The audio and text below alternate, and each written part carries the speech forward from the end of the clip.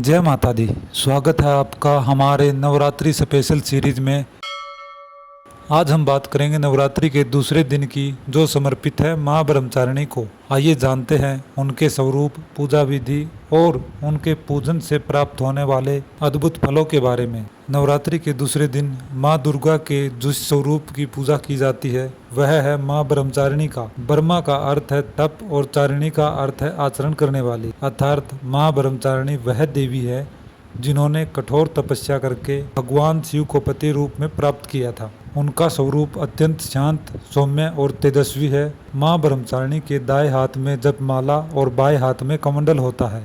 वह सादा सफेद वस्त्र धारण करती है जो उनके तप और संयम का प्रतीक है। पौराणिक कथा के अनुसार मां ब्रह्मचारिणी हिमालय राज की पुत्री थी। बाल्यावस्था से ही उन्होंने भगवान शिव को पति रूप में पाने का संकल्प लिया था। इसके लिए उन्होंने वर्षों तक घोर तपस्या की, कभी केवल फल फूल खाकर, कभी केवल पत्ते खाकर और अंत में केवल वायु का सेवन करके उन्होंने तप किया। उनकी कठोर तपस्या से तीनों लोक हिल गए।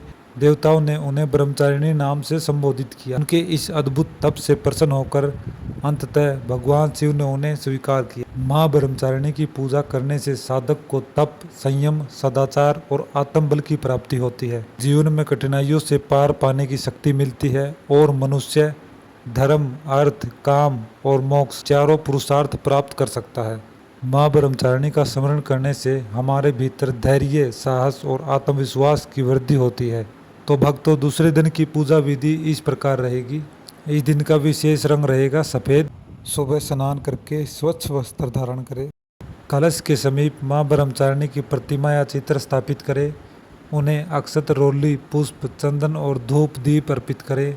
इस दिन सफ़ेद पुष्प का विशेष महत्व होता है। माँ को मिश्री, शक्कर और गुड़ का भोग लगाए। फिर माँ ब्रह्मचारिणी के मंत्र का जाप करें। ओम देवी ब्रह्मचारिणीये नमः। इस मंत्र का कम से कम 108 बार जाप करें।